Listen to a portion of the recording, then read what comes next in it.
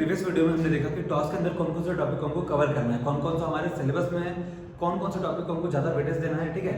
And कुछ basic parameters है जिनका आगे जाके यूज होने वाला था, उनके बारे में हमने बात किया। तो अब डायरेक्ट हम लोग क्या करते हैं, सब्जेक्ट पे एंटर करते हैं। तो चलिए शुरू करते हैं शुरू से। अब जैसे हम लोग सब्जेक्ट में एंटर करेंगे, हमारे ऊपर क्या आ जाएगा, स्ट्रेस आ जाएगा। हमारे ऊपर स्ट्रेस आ जाएगा क्या? नहीं, स्ट्रेस हमारे ऊपर नहीं आने वाला है, बल्कि स्ट्रेस हमारा पहला टॉपिक होने वाला है। Clear? So what is stress? अब देखो एक लाइन में मैं बात करूं तो stress is resisting force per unit area, ठीक है। Stress is resisting force per unit area. चलो लिख लेते हैं, स्ट्रेस इज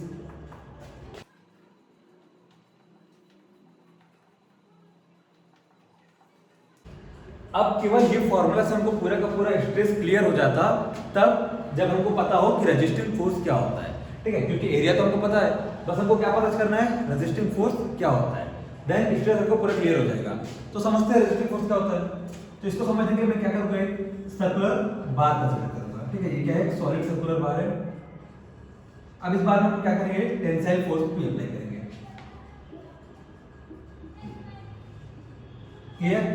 एक सॉलिड सर्कुलर बार था जिसका लेंथ क्या था, L, और क्रॉस सेक्शन एरिया क्या है, A। क्या है इसका क्रॉस सेक्शन एरिया। क्लियर? अब जैसे इसमें हम लोग क्या किए, टेंसाइल फोर्स अप्लाई किए। तो टेंसाइल फोर्स क्या करेगा, ये टेंसाइल फोर्स चाहेगा कि मैं बार को इलोंगेट करूं। क्लियर? बार को क्या करूं, इलोंगेट करूं। अब हमको क्या पता है, क्योंकि सॉलिड है तो जाहिर सी बात है इसके अंदर बहुत सारे क्या होने वाले हैं, एटॉम्स होने वाले हैं, ठीक है। बहुत सारे क्या होंगे, एटॉम होंगे। और इन एटॉम का आपस में जो कोहेसिव फोर्स है, ठीक है, जो अट्रैक्शन है वो क्या होगा, स्ट्रांग होगा। तभी तो ये सॉलिड है ना, क्योंकि इनका जो एटॉम है उनके बीच में कोहेसिव फोर्स या फिर अट्रैक्शन फोर्स क्या है, स्ट्रांग है।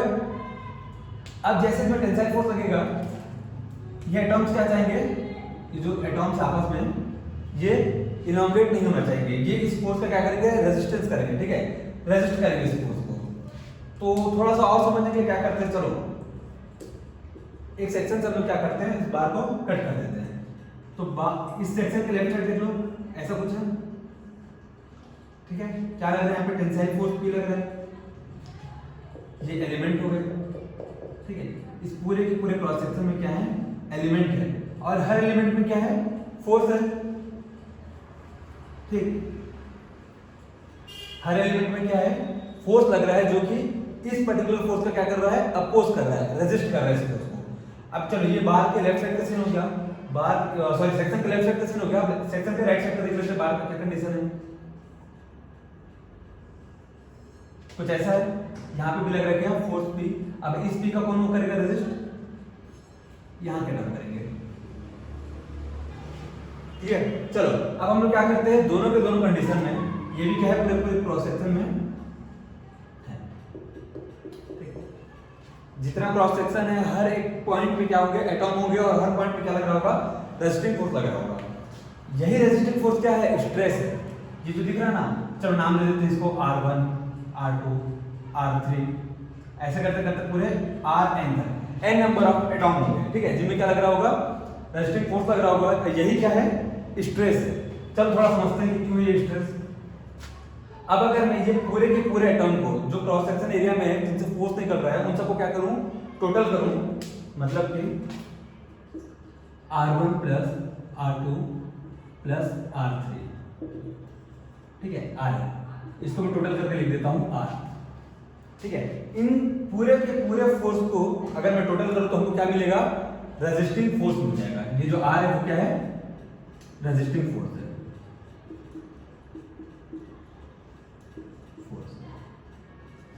क्लियर, ठीक है। अब हम लोग बात कर रहे थे स्ट्रेस का, तो स्ट्रेस क्या होगा, ये पूरे फोर्स का टोटल डिवाइड बाय ये क्रॉस सेक्शन एरिया, ठीक है।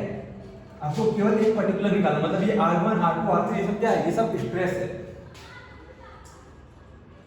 ठीक। स्ट्रेस को हम लोग सिग्मा से डिनोट कर रहे हैं, क्यों, क्योंकि नॉर्मल स्ट्रेस है। थोड़ा आगे और समझेंगे नॉर्मल स्ट्रेस क्या होता है।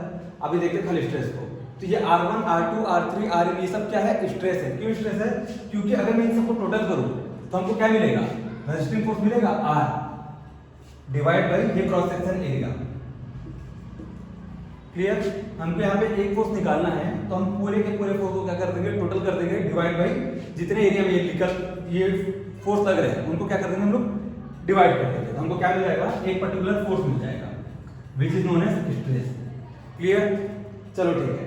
अब हम लोग यहाँ पे क्या करते हैं, इस पर्टिकुलर इस सेक्शन में समेशन एफएक्स यानी कि इक्विलिब्रियम कंडीशन अप्लाई करते हैं। कर लो समेशन एफएक्स इक्वल टू 0। ठीक है, पता नहीं क्या होता है equilibrium condition, force the algebraic sum of all forces is equal to 0। कर दो।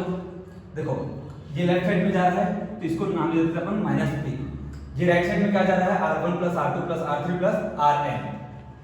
ठीक है, which is equal to capital R, तो plus R is equal to 0।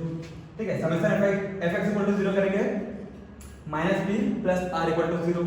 अब यहाँ पे p माइनस में इक्वल टू इधर कर दो तो क्या मिल जाएगा, r is equal to p।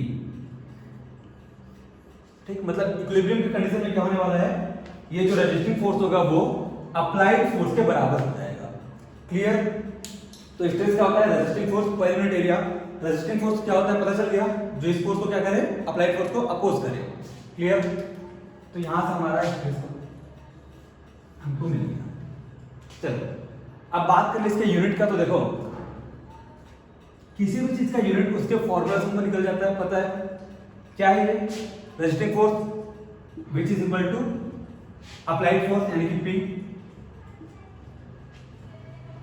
क्या होता है फोर्स का यूनिट, फोर्स का ऐसा यूनिट होता है न्यूटन। ठीक है, और एरिया का ऐसा यूनिट क्या होता है, मीटर स्क्वायर। तो यहां पे आपको क्या मिल गया, ऐसा unit is equal to newton per metre square.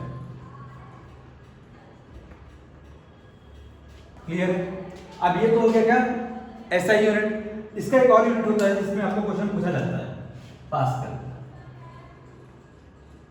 ठीक है, सुने होगे इससे पहले भी यूनिट का नाम पास्कल। 1 पास्कल इक्वल टू कितना होने वाला है, 1 Newton per metre square. Clear? तो यहाँ पे हमको स्ट्रेस का 2 यूनिट मिला टोटल। पहला क्या था, Newton per metre square, and दूसरा क्या था, पास्कल था। अब चलो यूनिट तो हो गया, अब इसका क्या देख लेते हैं, डायमेंशनल फॉर्मूला क्या होगा। पता है डायमेंशनल फॉर्मूला क्या होता है, एलएमटी वाला फॉर्मूला या फिर एमएलटी वाला फॉर्मूला। तो चलो देख लेते हैं क्या है, स्ट्रेस फोर्स अपॉन में एरिया। ठीक है, स्ट्रेस है फोर्स अपॉन में एरिया। फोर्स यानी कि मास इनटू एक्सेलरेशन, और ये तो हो गया एरिया। मास के हम क्या रख देते हैं यहाँ पे, कैपिटल M, और एक्सेलरेशन का क्या हो जाएगा, LT माइनस 2। क्लियर? चाहे यूनिट हो चाहे डायमेंशनल फॉर्मूला हो, वो सब कुछ आपको कहां से मिल जाता है, फॉर्मूला से ही मिल जाता है। चलो ठीक है, अब ये एरिया हो गया। एरिया का क्या हो जाएगा, लेंथ इनटू विड्थ, या फिर ये सर्कुलर है तो इसके लिए भी क्या होने वाला है, मीटर स्क्वायर। ठीक है, इसका यूनिट भी क्या होने वाला है, मीटर स्क्वायर। तो ये हो गया L स्क्वायर। यहाँ पे L स्क्वायर है, यहाँ पे L है, तो अल्टीमेट जो हमको आंसर आने वाला है वो है M L माइनस में 1 T माइनस में 2।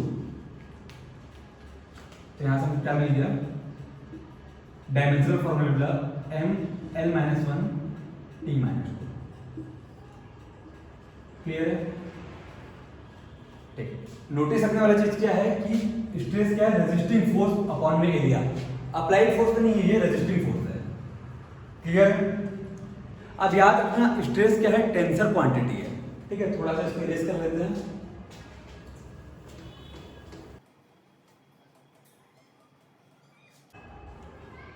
ठीक है, स्ट्रेस क्या है, टेंसर क्वांटिटी।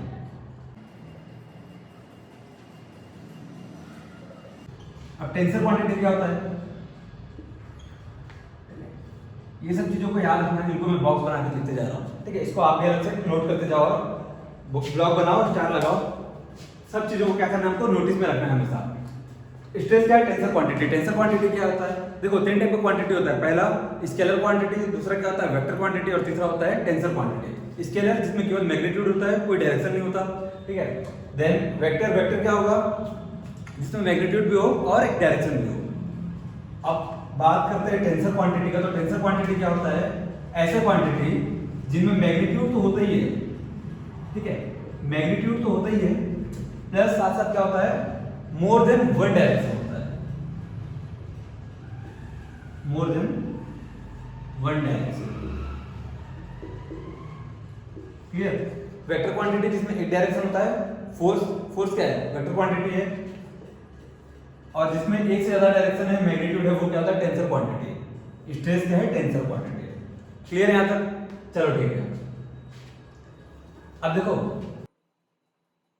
स्ट्रेस क्या हो गया? फोर्स अपॉन में एरिया हो गया। फोर्स अपॉन में एरिया तो प्रेशर भी होता है, ठीक है? स्ट्रेस क्या है? फोर्स अपॉन में एरिया। प्रेशर भी क्या होता है? फोर्स अपॉन में एरिया। तो ये दोनों अलग क्यों है?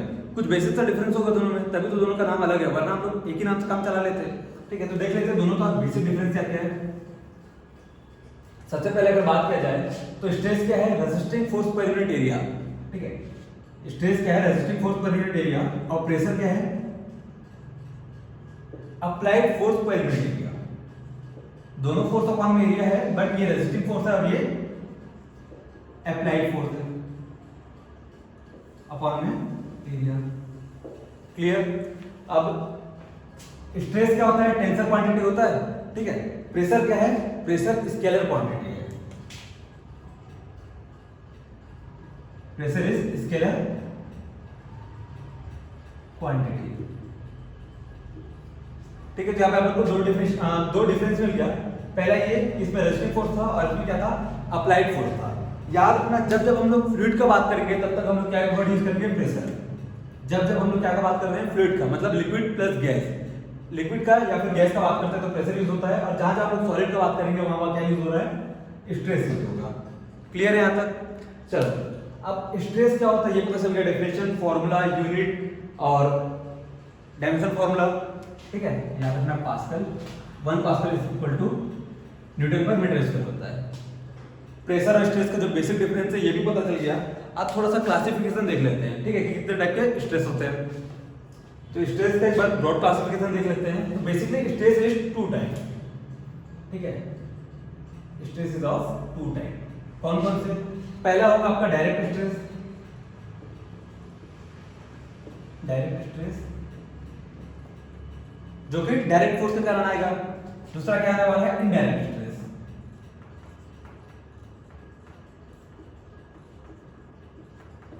ठीक है? ऐसे स्ट्रेस जो कि इनडायरेक्ट फोर्स के कारण आएगा वो क्या होंगे? Indirect stress. और जो डायरेक्ट फोर्स के कारण आएगा वो क्या होगा? Direct stress.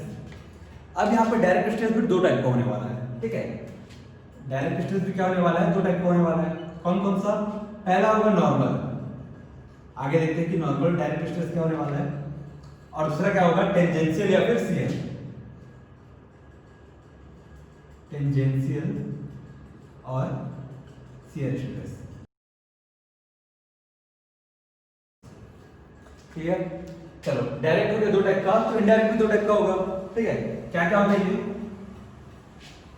इनडायरेक्ट में आपका कौन सा होगा? पहला होगा नॉर्मल इनडायरेक्ट, ठीक है? Normal indirect. एंड दूसरा होगा शियर इनडायरेक्ट या फिर टेंजेंशियल इनडायरेक्ट। टेंजेंशियल या फिर शियर। क्लियर? चलो 1 बाय 1 हम लोग एक एक टॉपिक को डिस्क्राइब कर लेते हैं, ठीक है? तो बात कर लेते हैं डायरेक्ट स्ट्रेस के बारे में। देखो नाम से क्लियर है, डायरेक्ट स्ट्रेस क्या होगा? A stress developed due to direct applying force, ठीक है? ऐसा स्ट्रेस जो कि डायरेक्ट अप्लाइंग फोर्स के कारण क्या हो रहा है? डेवलप्ड हो रहा है, वो क्या होगा? डायरेक्ट स्ट्रेस होगा। सिंपल सा चीज है, चलो नोट कर लेते हैं। Developed due to direct applying force.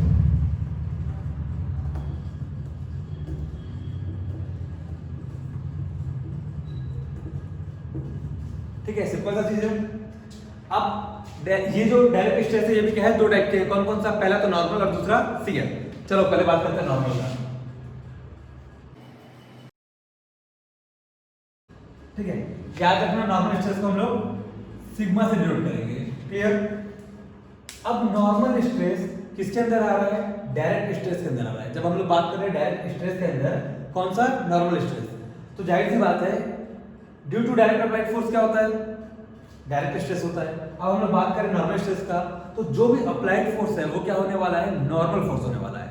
Clear? Normal force क्या होता है? पिछले वीडियो में जस्ट आपको बताया हूं, अगर हमारा जो अप्लाइड फोर्स है, ठीक है? जो अप्लाइड फोर्स है वो कटिंग सरफेस के परपेंडिकुलर एक्ट कर रहा है, ठीक है? दिख रहा है ना, ये बॉडी है जिसके 4 कटिंग सरफेस है। अगर ये जो अप्लाइड फोर्स है वो इस कटिंग सरफेस के परपेंडिकुलर एक्ट कर रहा है तो इसको क्या बोलेंगे हम लोग? Normal force. नॉर्मल फोर्स, ठीक है। अब इस नॉर्मल फोर्स के कारण जो भी स्ट्रेस आने वाला है इस बॉडी के अंदर वो क्या होने वाला है? नॉर्मल स्ट्रेस होने वाला है। सिंपल सा चीज है, क्लियर? चलो ठीक है। सेकंड क्या था? यहां नॉर्मल है तो सेकंड है शियर या फिर टेंजेंशियल, तो यहां पे लिख लेते हैं शियर स्ट्रेस, ठीक है। शियर स्ट्रेस को हम लोग कैसे डिनोट करने वाले हैं? टाउ से, क्लियर? नॉर्मल स्ट्रेस में क्या हो रहा था कि जो फोर्स हो रहा है, जो अप्लाइड फोर्स है वो कटिंग सरफेस के परपेंडिकुलर है, तो जस्ट इसका उल्टा यहां पे क्या होगा? जो कटिंग सरफेस है उसके पैरेलल एक्ट करेगा, जो अप्लाइड फोर्स होगा वो कटिंग सरफेस के पैरेलल एक्ट करेगा। तो इस फोर्स के कारण, इस शियर फोर्स के कारण जो भी स्ट्रेस आएगा उसको क्या बोलेंगे हम लोग? शियर स्ट्रेस बोलेंगे। सिंपल सा है, ठीक है। फॉर्मूला दोनों का सेम होने वाला है। यहां पे क्या हो जाएगा? Tau is equal to force upon में एरिया। फोर्स कौन सा है? पैरेलल, इसलिए शियर। और यहां पे सिग्मा इक्वल टू क्या होने वाला है? नॉर्मल फोर्स अपॉन में एरिया, ठीक। दोनों का यूनिट सेम है, सब कुछ सेम है। बस ये जो टाइप चेंज हुआ वो किसके कारण हुआ? यहाँ पे लग रहा था परपेंडिकुलर फोर्स और यहाँ पे लग रहा था पैरेलल फोर्स, ठीक है। नॉर्मल फोर्स और टेंजेंशियल फोर्स, इसके कारण हम लोग क्या करना पड़ा? दो अलग अलग कैटेगरी में डिवाइड करना पड़ा। अब देखो यहाँ पर भी क्या हो रहा है? ये जो हमारा पहला कंडीशन था नॉर्मल फोर्स के कारण जो आ रहा था नॉर्मल स्ट्रेस, अब ये भी दो टाइप का है, ठीक है। दो टाइप का कैसे है? ये दो टाइप का इसके फोर्स के नेचर के ऊपर डिपेंड करता है। देखो ये हमारा पहला केस है। इस केस में क्या देख रहे हैं हम लोग? ये जो बॉडी है, ठीक है, यहाँ पर क्या एफ फोर्स है, इधर भी एफ फोर्स है। इस बॉडी में दोनों साइड से क्या लग रहा है? पुश लग रहा है, ठीक है। ये जो दोनों फोर्स है क्या कर रहे हैं? वो लोग कंप्रेस कर रहे हैं। तो इसके कारण जो भी स्ट्रेस डेवलप होने वाला है उसको क्या बोलेंगे हम लोग? कंप्रेसिव, ठीक है। क्यों? क्योंकि कंप्रेसिव इन नेचर है। यहाँ पे बोल दो कंप्रेसिव नॉर्मल स्ट्रेस। सेम अगर हम लोग इसका उल्टा बात करें, यानी कि जो अप्लाइड फोर्स है ये क्या करता? पुश नहीं करता बल्कि पुल करता, ठीक है। ये दोनों साइड से क्या करता? खींचता, टेंशन फोर्स लगाता।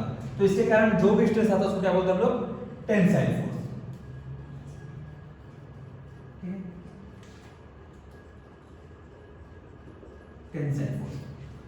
तो यहाँ पे हम लोग देखो डायरेक्ट स्ट्रेस पूरा कंप्लीट हुआ। क्या क्या था? देखो डायरेक्ट स्ट्रेस किसके कारण हो रहा था? डायरेक्ट अप्लाइड फोर्स के कारण हो रहा था। ये यहाँ पे याद रखने वाली चीज। अब ये भी क्या है? दो पार्ट में डिवाइड हुआ। पहला पार्ट का नाम दिया हम लोग नॉर्मल स्ट्रेस और दूसरे को क्या दिए? Shear stress. नॉर्मल को हम लोग सिग्मा से डिनोट किए और शियर को टाउ से किए, क्लियर? अब नॉर्मल स्ट्रेस क्या हो रहा है? देखो सिंपल सी बात है, क्योंकि ये डायरेक्ट स्ट्रेस है, ठीक है, डायरेक्ट फोर्स अप्लाई हो रहा है उसके कारण आने वाला है, क्लियर? तो नॉर्मल स्ट्रेस में सिर्फ और सिर्फ इतना अंतर होगा कि ये जो डायरेक्ट अप्लाई वाला फोर्स है वो नॉर्मल फोर्स होगा, यानी कि कटिंग सरफेस के परपेंडिकुलर होगा। सेम अगर बात करें शियर में, तो शियर में क्या हो जाएगा कि कटिंग सरफेस के पैरेलल एक्ट करेगा, इसलिए हम लोग इसको क्या बोलेंगे? शियर स्ट्रेस बोलेंगे, ठीक है। अब आप वापस आ जाते हैं किसमें? नॉर्मल फोर्स में या फिर नॉर्मल स्ट्रेस में। तो ये भी क्या है? दो कैटेगरी में कैटेगराइज्ड है। ये किसके कारण कैटेगराइज्ड हुए? इस फोर्स के नेचर के कारण। अगर इसका नेचर कैसा होगा? टेंसाइल होगा, तो जो भी स्ट्रेस आएगा उसको हम क्या बोलेंगे? Tensile stress. अगर इस फोर्स का नेचर क्या हुआ? कंप्रेसिव हुआ, तो इस फोर्स के कारण जो भी स्ट्रेस आने वाला है उसको क्या बोलेंगे? Compressive stress. क्लियर है यहाँ तक? तो सिंपल सा था आपका डायरेक्ट स्ट्रेस। सेम इतना ही सिंपल क्या होने वाला है? Indirect stress. बस दोनों में बेसिक डिफरेंस क्या होने वाला है कि जो डायरेक्ट स्ट्रेस होगा वो डायरेक्ट अप्लाइड फोर्स के कारण होगा और इनडायरेक्ट स्ट्रेस क्या होगा? इनडायरेक्ट अप्लाइड फोर्स के कारण होगा, क्लियर? चलो देख लेते हैं, ठीक है। इनडायरेक्ट स्ट्रेस, देखो डायरेक्ट स्ट्रेस का पता था, डायरेक्ट अप्लाइड फोर्स के कारण जो स्ट्रेस आ रहा है वो, और ये क्या होगा? Due to indirect applied force.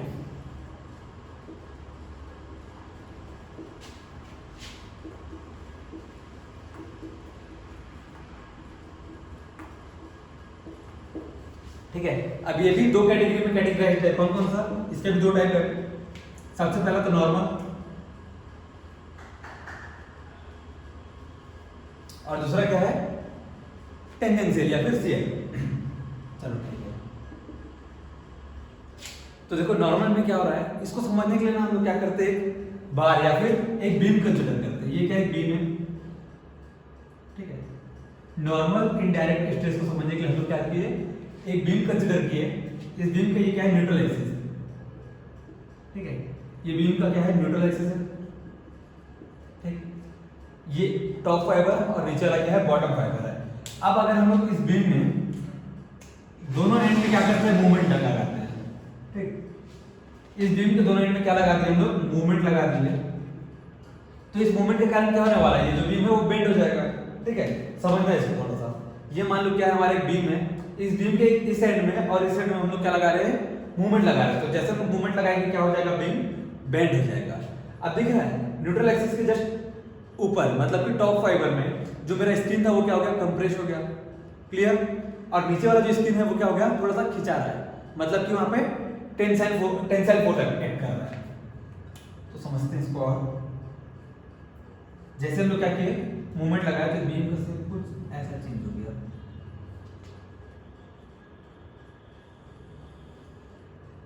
ठीक है। ये हमारा क्या था, न्यूट्रल एक्सिस। अब यहाँ पे हम लोग दो एलिमेंट को कंसीडर करते हैं, ठीक है। छोटा छोटा स्मॉल एलिमेंट लेते हैं, एक तो ये और एक ये, ठीक है। ये है हमारा टॉप फाइबर का एलिमेंट और ये नीचे वाला क्या है, बॉटम फाइबर का एलिमेंट। अब जैसे हम लोग देखते हैं कि बीम क्या हो गया, बेंड हो गया, ऊपर वाले में क्या लगेगा, कंप्रेशन फोर्स लगेगा, ठीक। एंड नीचे वाले में टेंसाइल फोर्स लगेगा, ठीक है। अब एक बात बताओ, इस एलिमेंट पे जो भी फोर्स लग रहा है क्या वो डायरेक्ट फोर्स है, नहीं, वो इनडायरेक्ट फोर्स है। वो किसके कारण आ रहा है, इस मूवमेंट के आ रहा है, ठीक है। इस मूवमेंट के कारण आ रहा है, इसको हम लोग डायरेक्ट अप्लाई नहीं किए। इसीलिए इस बीम पे जो भी क्या आने वाला है, स्ट्रेस आने वाला है, उसको हम लोग क्या नाम दिए हैं, इनडायरेक्ट स्ट्रेस। क्यों, क्योंकि ये इनडायरेक्ट अप्लाइड फोर्स के कारण आ रहा है, क्लियर। अप्लाई हम लोग क्या कर रहे हैं, अप्लाई हम लोग कर रहे हैं मूवमेंट, बट मूवमेंट के कारण क्या आ रहा है, फोर्स आ जा रहा है, किस पे, टॉप फाइबर पे और बॉटम फाइबर पे। अच्छा देखो, ये जो स्ट्रेस हुआ वो किसके कारण आया, मूवमेंट के कारण आया, मतलब ये जब बीम बेंड हो उसके कारण आया। इस कारण इसको हम लोग और क्या बोलते हैं, बेंडिंग स्ट्रेस बोलते हैं, ठीक है, बेंडिंग स्ट्रेस। तो याद रखना कि इनडायरेक्ट स्ट्रेस में नॉर्मल वाले कंडीशन को और क्या नाम दिया गया है, बेंडिंग स्ट्रेस। क्यों, क्योंकि वो बेंड होने के कारण बन रहा है, ठीक है। जो भी स्ट्रेस आ रहा है वो कैसे क्यों आ रहा है, बीम के बेंड होने के कारण आ रहा है। चलो अब अगला देख लेते हैं। अगला क्या है, नॉर्मल के बाद आएगा टेंजेंशियल या फिर शियर। तो हेडिंग डाल लेते हैं यहाँ पे, क्लियर, ठीक है। अब टेंजेंशियल स्ट्रेस को समझने के लिए क्या करते हैं हम लोग, फिर से सर्कुलर शाफ्ट कंसीडर करते हैं। पिछले केस में हम लोग क्या कहते हैं, बीम कंसीडर किए थे, इस बार हम लोग एक सर्कुलर शाफ्ट कंसीडर करते हैं। देखो ये क्या है, मान लो शाफ्ट है। अब अगर मैं इस शाफ्ट में दोनों डायरेक्शन में, ठीक है, दोनों अपोजिट डायरेक्शन में, इस डायरेक्शन में इधर से मूवमेंट लगाता हूं और इस डायरेक्शन में उल्टा मूवमेंट लगाता हूं, ये हमारे सर्कुलर शाफ्ट है,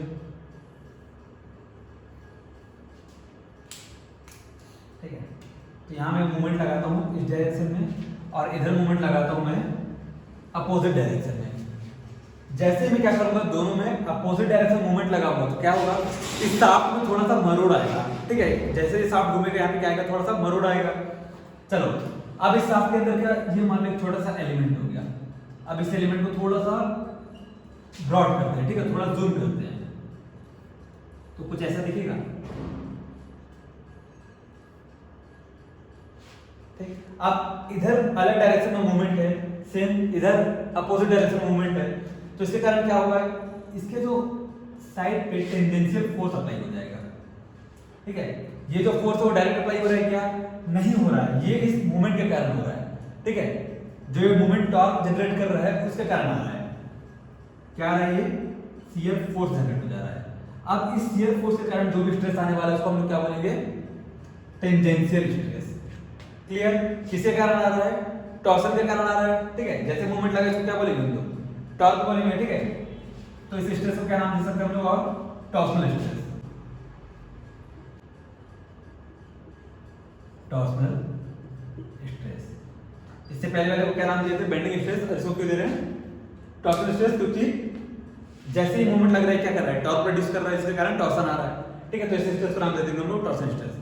चलो यहाँ पे हमारा क्या हो गया, स्ट्रेस का टाइप कवर हो गया। कौन कौन सा देखें, एक तो डायरेक्ट देखें, दूसरा इनडायरेक्ट। डायरेक्ट में भी देखें हम लोग कौन सा, नॉर्मल और टेंजेंशियल, और इनडायरेक्ट में हम लोग क्या देखें, नॉर्मल और टेंजेंशियल। तो कहने का मतलब ये है कि अगर हम लोग इसका बेसिक डिफरेंस देखें, मतलब बेसिक टाइप देखें स्ट्रेस का, तो स्ट्रेस केवल दो टाइप के हैं। कौन कौन से, एक तो नॉर्मल स्ट्रेस है और दूसरा शियर स्ट्रेस है। Basically stress is of two type. Basically stress is of two type only. ठीक है, first one normal stress and second one shear या फिर टेंजेंशियल स्ट्रेस। ठीक है, basically stress is of two type, first one is normal, second one is shear. It may be direct और indirect stress. It may be due to direct force और indirect force, इसलिए क्या नाम देते हैं, direct और इनडायरेक्ट।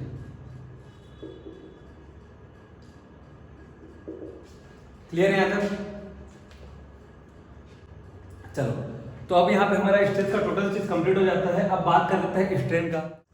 ठीक है, तो अब बात करते हैं हम स्ट्रेन के बारे में। देखो सिंपल सा डेफिनेशन है, strain is the ratio of change in dimension to its original dimension. ठीक है, सो अकॉर्डिंग टू डेफिनेशन हमको क्या मिल गया formula, change in dimension to its original dimension.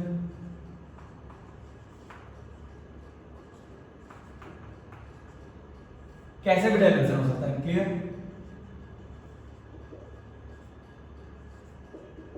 ठीक है, चाहे लेंथ हो सकता है, विड्थ हो सकता है, हाइट हो सकता है, एरिया हो सकता है, वॉल्यूम हो सकता है, कोई सा भी क्या हो सकता है, डायमेंशन हो सकता है।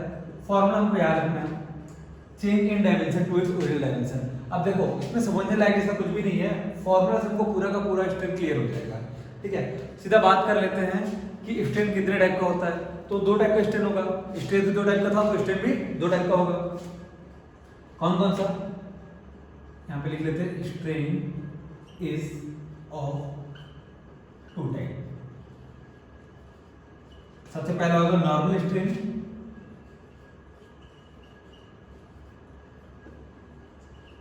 ठीक है, देन दूसरा क्या होगा,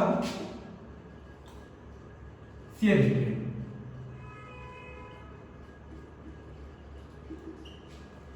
क्लियर? यहाँ पे डेफिनेशन हो गया, फॉर्मूला हो गया, टाइप पता चल गया। अब ये भी जान लो कि जो स्ट्रेन होता है वो भी क्या होता है, टेंसर क्वांटिटी होता है। तो यहाँ पे लिख लेते हैं, strain is also tensor quantity. Simple sir. ठीक है, अब बात करें अगर इसका यूनिट का, तो आप बताओ यूनिट क्या होगा। देखो फॉर्मूला में क्या है, change in dimension to its original dimension. मतलब कि जो डायमेंशन हमारा ऊपर है सेम डायमेंशन नीचे भी होगा। अगर ऊपर में लेंथ में चेंज आ रहा है तो ओरिजिनल में भी क्या आएगा, लेंथ ही आएगा। अगर ऊपर में एरिया का बात होगा तो नीचे भी एरिया होगा, ऊपर में डायमीटर का बात होगा तो नीचे भी डायमीटर होगा, ऊपर वॉल्यूम होगा तो नीचे भी वॉल्यूम होगा। इसका ये मतलब है कि चेंज इन वॉल्यूम आ रहा है तो नीचे भी क्या आने वाला है, ओरिजिनल वॉल्यूम ही आने वाला है। चेंज इन वॉल्यूम का यूनिट भी क्या होगा, मीटर क्यूब में होगा, और ओरिजिनल वॉल्यूम भी क्या होगा, मीटर क्यूब में होगा। मतलब कि दोनों का डायमेंशन सेम होने वाला है। जब दोनों का डायमेंशन सेम है, दोनों का यूनिट सेम है, तो क्या होगा इसका यूनिट लेस हो जाएगा। Clear? So strain is unitless quantity and also dimension less quantity. यहां पे लिख लेते हैं यूनिटलेस एंड डायमेंशन लेस।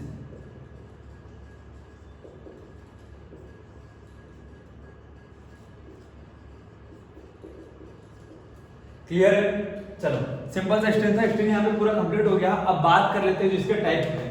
ठीक है, नॉर्मल स्ट्रेन और शियर स्ट्रेन का। तो वन बाय वन देखते हैं। ठीक है, तो हेडिंग डालो, नॉर्मल स्ट्रेन,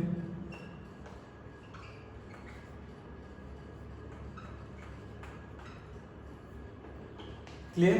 देखो नॉर्मल स्ट्रेन नाम से क्लियर है, नॉर्मल स्ट्रेन है तो ऐसा स्ट्रेन जो कि नॉर्मल फोर्स के कारण आ रहा है। ठीक है, जब स्ट्रेन नॉर्मल फोर्स के कारण हो रहा है तो क्या है, नॉर्मल स्ट्रेन है। तो यहाँ पे मैं लिख लेता हूं due to normal force, due to normal force. अब नॉर्मल फोर्स क्या होता है ये बताने की जरूरत नहीं है, जस्ट अभी हम लोग देखें अगर कटिंग सरफेस पे परपेंडिकुलर कोई फोर्स एक्ट कर रहा है तो वो क्या नॉर्मल फोर्स है। चलो देख लेते हैं। अब पूरे नॉर्मल स्ट्रेन को समझने के लिए हम लोग क्या करते हैं, सर्कुलर बार कंसीडर करते हैं। क्लियर? मानते हैं कि इसका जो ओरिजिनल लेंथ है वो है कैपिटल एल और जिसका डायमीटर है, ओरिजिनल डायमीटर, वो है डी। चलो यहाँ पे लिख लेते हैं original length is equal to capital L and original dia is equal to D. Clear? अब मैं क्या करता हूं, इस बार पे नॉर्मल फोर्स अप्लाई करता हूं। ठीक है, नॉर्मल फोर्स कोई दिक्कत नहीं है, टेंसाइल भी हो सकता है, कंप्रेसिव भी हो सकता है। मैं फिलहाल टेंसाइल फोर्स लगाता हूं। ये क्या हो गया? टेंसाइल फोर्स हो गया, जो कि क्या है? नॉर्मल है। नॉर्मल क्यों? क्योंकि कटिंग सरफेस के परपेंडिकुलर कर रहा है। क्लियर? अब जैसे भी इसमें क्या लगा दिया, नॉर्मल फोर्स लगा दिया, जो कि टेंसाइल है, वो क्या करेगा? इस बार को इलोंगेट करने की कोशिश करेगा। ठीक है, तो आफ्टर इलोंगेशन जो बार का शेप होगा कुछ इस टाइप का हो जाएगा। ठीक है, जैसे इसमें क्या लगा? फोर्स लगा, बार इलोंगेट हो गया। इलोंगेशन के कारण क्या हो गया? जो लेंथ है वो इंक्रीज हो गया, बट जो डाया है वो क्या हो गया? डिक्रीज हो गया। क्लियर? तो आफ्टर एप्लीकेशन ऑफ लोड जो हमको नया डायमेंशन मिला, क्या मिला? L plus del L. ठीक है, डेल एल क्या है? जो भी लेंथ में चेंज आया होगा वो है। अब डायमीटर में क्या चेंजेस आ रहा है? क्या डायमीटर बढ़ा है? नहीं नहीं, डायमीटर क्या हो गया? घटा है। कितना घटा है? डेल एल घटा है, सॉरी डेल डी घटा है। तो जो नया डायमेंशन मिल रहा है वो क्या मिलने वाला है हमको? डी माइनस में डेल डी, डी माइनस में डेल डी। क्लियर? चलो यहां पे लिख लेते हैं चेंज इन लेंथ कैसा आ रहा है? लेंथ तो बढ़ा है ना, कितना बढ़ा है? डेल एल बढ़ा है। बढ़ा है इसलिए हम लोग यहाँ पे क्या करेंगे? पॉजिटिव कंसीडर करेंगे। ये हो गया पॉजिटिव डेल। डायमीटर देख लेते हैं, चेंज इन डाय क्या होगा? यहाँ पे देख लो, चेंज इन डायमीटर क्या हो रहा है? डायमीटर में कैसा चेंज आ रहा है? डायमीटर पहले जाना था और बाद में क्या हो गया? कम हो गया, मतलब कि माइनस में आ गया। तो यहाँ पे लिख लेते हैं अपन डेल टी। क्लियर? सिंपल सा। देखो, चेंज इन लेंथ जिसको अगर नहीं पता कैसे निकला, कैसे ये पॉजिटिव हो रहा है, कैसे नेगेटिव हो रहा है, तो एक बात बता दे रहा हूं, फाइनल वैल्यू को इनिशियल वैल्यू के साथ क्या करना है? हमको माइनस करना है। ठीक है, एक देख लेते हैं, लेंथ कंडीशन में देख लेते हैं। अगर हमको किसी भी चीज का क्या निकालना है? चेंज निकालना है कि क्या चेंज आ रहा है, तो क्या करूंगा मैं? फाइनल वैल्यू माइनस में इनिशियल वैल्यू। ठीक है, तो यहाँ पे देखो लेंथ की बात कर रहा हूं, तो फाइनल वैल्यू क्या है? L plus del L. तो यहाँ पे लिख दो L प्लस डेल एल।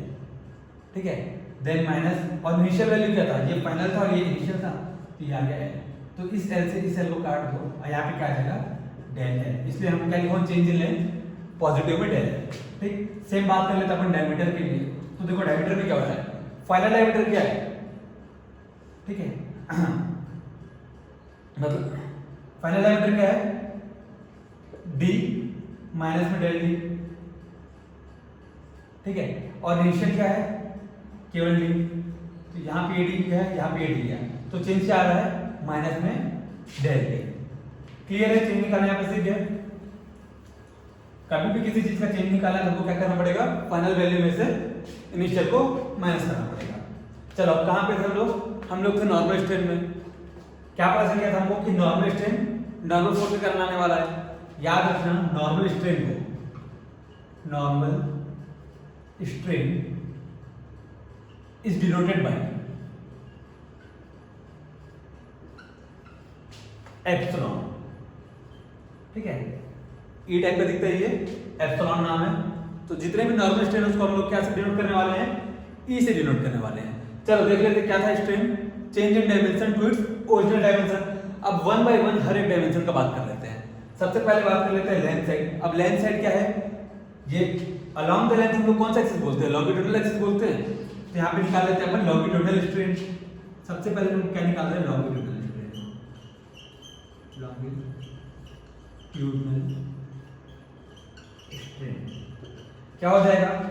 सब इसका डिनोशन हो जाएगा एप्सिलॉन लॉन्गिट्यूडनल। ठीक है, चेंज इन क्या है? लॉन्गिट्यूडनल डायरेक्शन में लेंथ है, तो चेंज इन लेंथ मतलब कि del L divide by original length मतलब एल। तो लॉन्गिट्यूडनल डायरेक्शन में क्या मिल गया? Change in length divide by original length. अब बात कर लेते हैं जो दूसरा एक्सिस होगा, कौन सा होगा? Lateral axis. तो लेटरल एक्सिस में क्या बोलेंगे हम लोग? लेटरल स्ट्रेन बोलेंगे। चलो तो यहाँ पे हम लोग निकालते हैं second, which is lateral strain. ठीक है, लेटरल स्ट्रेन भी क्या है? नॉर्मल स्ट्रेन है। क्यों? क्योंकि नॉर्मल फोर्स के कारण आ रहा है। तो इसको भी कैसे डिनोट करेंगे हम लोग? एप्सिलॉन से। यहाँ पे नीचे लिख देते हैं लेटरल, ठीक है। अब देखो लेटरल एक्सिस में कौन सा डायमेंशन है, डायमीटर दिख रहा है, क्या हो जाएगा यहाँ पे चेंज इन डायमेंशन, यानी कि change in diameter. Change in diameter क्या है, माइनस में डेल डी, और ओरिजिनल डायमीटर क्या है, ये स्मॉल डी, ठीक है। यहां से क्या क्या मिल गया हमको, लॉन्गिट्यूडिनल स्ट्रेन मिल गया, लेटरल स्ट्रेन मिल गया। चलो एक और देख लेते हैं वॉल्यूमेट्रिक स्ट्रेन, तब तक मैं इसको इरेज कर देता हूं, ठीक है। वॉल्यूमेट्रिक स्ट्रेन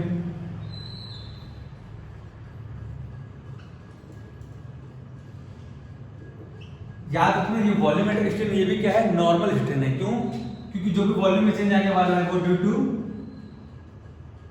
नॉर्मल फोर्स ही आने वाला है, ठीक है। तो ये भी क्या है, नॉर्मल स्ट्रेन है, ठीक है। क्या हो जाएगा, एप्सिलॉन वी, जैसे ही हम लोग में फोर्स लगा, फोर्स के कारण जो भी क्या आ रहा है, चेंजेस आ रहा है, मतलब कि वॉल्यूम में जो भी चेंज आया, change in volume divide by original volume. Normal strain से इसलिए क्या किए, एप्सिलॉन वी से डिनोट किए। क्लियर है, इसका भी यूनिट क्या होने वाला है, यूनिट ऐसे होने वाला है क्योंकि ऊपर वॉल्यूम नीचे वॉल्यूम। क्लियर यहाँ पर, तो चलो यहाँ पे हमारा नॉर्मल स्ट्रेन क्या हो गया, कंप्लीट हो गया, ठीक है। अब आखिर में बात करते हैं किसका, शियर स्ट्रेन का, ठीक है। तो अब बात कर लेते हैं शियर स्ट्रेन के बारे में। देखो नॉर्मल स्ट्रेन किसके कारण आ रहा था, नॉर्मल फोर्स के कारण आ रहा था, तो यहाँ पे शियर स्ट्रेन किसके कारण आएगा, शियर फोर्स के कारण आएगा। तो चलो लिख लो, ड्यू टू शियर फोर्स, ठीक है। शियर फोर्स क्या होता है पता है ना, ठीक है। जब फोर्स कटिंग सरफेस के पैरेलल अप्लाई होता है तो क्या बोलते हैं, उसको शियर फोर्स बोलते हैं। Clear,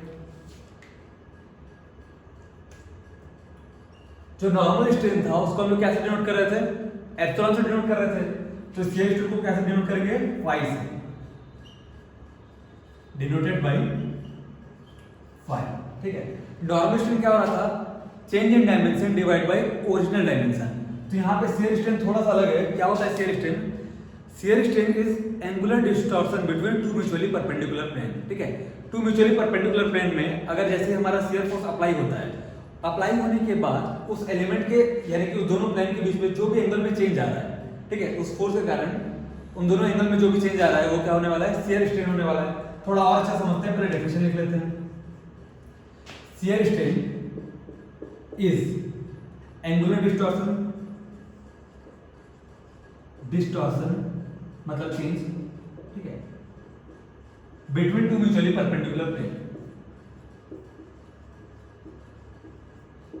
mutually perpendicular plane.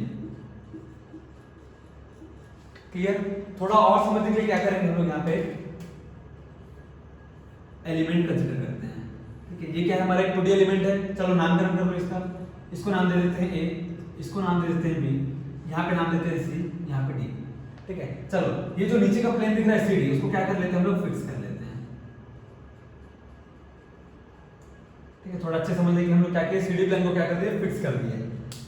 अब इसका जो टॉप फाइबर है यानी कि प्लेन ए बी, इसमें हम लोग शियर फोर्स अप्लाई करते हैं क्योंकि हमको क्या निकालना है, शियर स्ट्रेन निकालना है।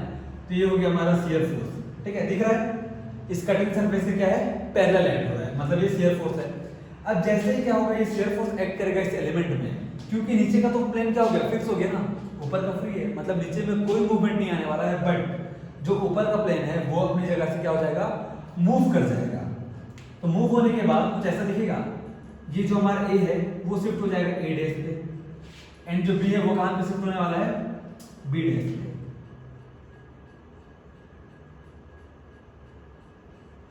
ये कुछ ऐसा। तो जैसे ही फोर्स अप्लाई हुआ, जो प्लेन एबीसीडी था वो क्या हो गया, A dash B dash C D. C D अपनी जगह से क्या हुआ, मूव हुआ गया, नहीं हुआ। क्यों, क्योंकि नीचे का प्लेन क्या है, फिक्स है। अब देखो AC और CD, ये जो दो प्लेन है इनके बीच में पहले कितना एंगल बन रहा था, 90 डिग्री एंगल बन रहा था। बट A डैश C और CD में कितना एंगल बन रहा है, कुछ तो एंगल कम हुआ, मतलब एंगल में चेंज आया। कितना का चेंज आ रहा है, ये इतना का चेंज आ रहा है। क्लियर, पहले एंगल ये पूरा था, अभी का एंगल है ये, तो चेंज कितना आ रहा है, इतना आ रहा है। जितना अमाउंट में चेंज यहाँ पे आने वाला है, सेम अमाउंट में चेंज यहाँ पे आने वाला है। क्यों, क्योंकि ये लेंथ और ये लेंथ भी बराबर है, और इन दोनों के बीच में जो भी मूवमेंट आया वो भी क्या है, बराबर है। क्लियर, ठीक है। अब ये जो फाई है ना, जो एंगल में चेंज आ रहा है, जो एंगल डिस्टॉर्शन हो रहा है, वही क्या है, शियर स्ट्रेन है। चलो शियर स्ट्रेन तो हम लोग को पता चल गया कि क्या है, ठीक है। शियर स्ट्रेन हम लोग को पता चल गया कि फाई है, एंगल में चेंज आने के कारण आया, बट अब इसको निकाले कैसे, ठीक है। अगर हमको शियर स्ट्रेन का वैल्यू निकालना है तो क्या करना पड़ेगा, तो देखो सिंपल सा चीज है, चाहे तो ये ट्रायंगल कंसीडर कर लो या फिर ये ट्रायंगल को कंसीडर कर लो, कोई सा भी कर लो। चलो मैं इसको कर लेता हूं, तो ये कुछ ऐसा है, यहाँ पे नाम दे दो ए, यहाँ पे नाम क्या दे दो ए डैश, और यहाँ पे क्या है सी, इनके बीच का क्या है एंगल फाई, ये दिख रहा है हमको क्या है, राइट एंगल 90 डिग्री। तो यहाँ से हम लोग क्या कौन सा फॉर्मूला लगा सकते हैं, tan फाई का फॉर्मूला लगा सकते हैं। राइट एंगल ट्रायंगल है तो हम लोग यहाँ से क्या निकाल सकते हैं, tan फाई निकाल सकते हैं। क्या होता है tan फाई, परपेंडिकुलर अपॉन में बेस होता है, तो यहाँ परपेंडिकुलर क्या है ए डैश, और बेस क्या होने वाला है AC। क्लियर, सो हमको क्या मिल गया, tan phi is equal to A dash upon में AC। अब यहाँ पे ध्यान रखना, क्योंकि इस लेंथ के रेस्पेक्ट में ये जो हमारा मूवमेंट आया वो क्या होगा, बहुत ही छोटा होगा, ठीक है। बहुत ही स्मॉल एलिमेंट में क्या होगा, यहाँ पे मूवमेंट आने वाला है, तो इनका जो एंगल है वो भी क्या होगा, बहुत छोटा होगा। इसके रेस्पेक्ट में जब ये छोटा है तो इसलिए जो एंगल आया, जो भी चेंजेस आया वो क्या होगा, वो भी बहुत छोटा होगा। तो यहाँ पे हम लोग डायरेक्ट क्या कर सकते हैं, tan फाई को कंसीडर कर सकते हैं एज अ फाई। क्लियर, तो चलो इस इक्वेशन में tan फाई की जगह फाई डाल दो, तो हमको क्या मिला, phi is equal to A dash upon में AC। क्लियर, फाई तो निकालना था, फाई क्या है, शियर स्ट्रेन है, यही हमको फाइंड करना था, कर लिए। तो अगर शियर स्ट्रेन निकालना तो क्या करना पड़ेगा हमको, जितना भी मूवमेंट आया है डिवाइड बाई ये जो एडजेसेंट साइड है इसका डिवाइड करना है, क्या मिल जाएगा, शियर स्ट्रेन मिल जाएगा। क्लियर है यहाँ सेम इसका यूनिट का बात कर ले तो ये भी क्या होने वाला है, यूनिट लेस होने वाला है। क्लियर, तो आज क्लास में हम लोग क्या क्या देख लिए, आज हम लोग पूरा स्ट्रेस को देख लिए, स्ट्रेस को अच्छा ब्रॉडली क्लासिफाई कर लिए, एक एक टाइप को देख लिए। देन हम लोग स्ट्रेन की बात किए, स्ट्रेन के जितने टाइप होते हैं सब कुछ देख लिए, यूनिट डायमेंशन हर एक चीज के बारे में बात की है, ठीक है। अगर इस टॉपिक से कुछ क्वेश्चन आता है डायरेक्ट, अगर आपको स्ट्रेस और स्ट्रेन से कुछ क्वेश्चन आता है तो आपको बिल्कुल बन जाएगा इतना में से, ठीक है। हमने प्रेशर को देख लिया, स्ट्रेस को देख लिया, याद रखना स्ट्रेस क्या होता है, resisting force per unit area होता है, ठीक है, applied force per unit area नहीं होता। अगर आपको क्वेश्चन में डायरेक्ट दिया तो आपका ऑप्शन देखना है और ध्यान से लगाना है। क्लियर, होपफुली इस संडे तक हम लोग को जितना टॉपिक अपन कवर कर पाते हैं उसका पूरा क्या मिल जाएगा, क्वेश्चन सेट आप तक प्रोवाइड कर देंगे। हाँ, अगर आपको क्वेश्चन सेट चाहिए तो आपको नीचे बायो पे लिंक दिया हुआ है इंस्टाग्राम का, वहां पे आप डीएम कर सकते हो। क्लियर, देन इसके बाद हम लोग अगला लेक्चर में क्या बात करेंगे, इंजीनियरिंग स्ट्रेस टू स्ट्रेस क्या होता है, सेम स्ट्रेन में भी कि इंजीनियरिंग स्ट्रेन टू स्ट्रेन क्या होता है, टाइप ऑफ मटेरियल देख लेंगे, मतलब मैकेनिकल प्रॉपर्टी ऑफ मटेरियल देख लेंगे, स्ट्रेस स्ट्रेन कर्व देख लेंगे, अलग अलग मटेरियल के लिए कर्व कैसा कैसा जा रहा है ये भी देख लेंगे, ठीक है। इसके बाद हम लोग 1 बाय 1 हर एक टॉपिक को फटाफट कवर करते हुए चलेंगे। Clear, so thank you. अगर चैनल पर नए हो, सब्सक्राइब नहीं किया तो अभी तक कर लो। Thank you.